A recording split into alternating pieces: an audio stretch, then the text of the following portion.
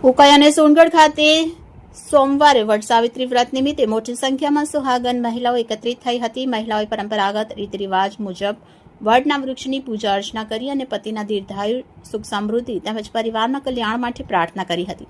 પૂજા દરમિયાન મહિલાઓએ વડના વૃક્ષની પરિક્રમા કરી, સૂતર બાંધી ધાર્મિક વિધિઓ સંપન્ન કરી હતી. સમગ્ર કાર્યક્રમ ભક્તિમય વાતાવરણમાં યોજાયો હતો, જેમાં મહિલાઓએ શ્રદ્ધા અને ઉત્સાહ સાથે વટસાવિત્રી વ્રતનું પાલન કર્યું હતું અને સોમવારે વટસાવિત્રી વ્રતના પાવન અવસરે ઉકાઈ અને સોનગઢમાં મોટી સંખ્યામાં સુહાગન મહિલાઓ એકત્રિત થઈ ભક્તિભાવપૂર્વક પૂજા અર્ચના કરી હતી. પરંપરાગત વેશભૂષામાં આવેલ મહિલાઓએ વડના વૃક્ષની પરિક્રમા કરી, સૂતર બાંધી અને પૂજન વિધિ સાથે પતિના દીર્ઘાયુષ, પરિવારની સુખ સમૃદ્ધિ તથા સંતાનના કલ્યાણ માટે પ્રાર્થના કરી હતી. વ્રત નિમિત્તે મંદિરો અને વડના વૃક્ષ પાસે સવારથી જ ધાર્મિક માહોલ જોવા મળ્યો હતો.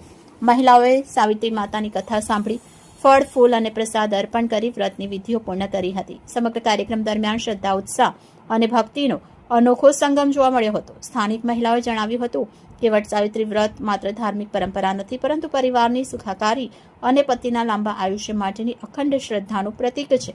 ઉકાઈ અને સોનગઢમાં યોજાયેલી આ પૂજામાં અનેક મહિલાઓએ ભાગ લઈ પરંપરાને જીવંત રાખી હતી.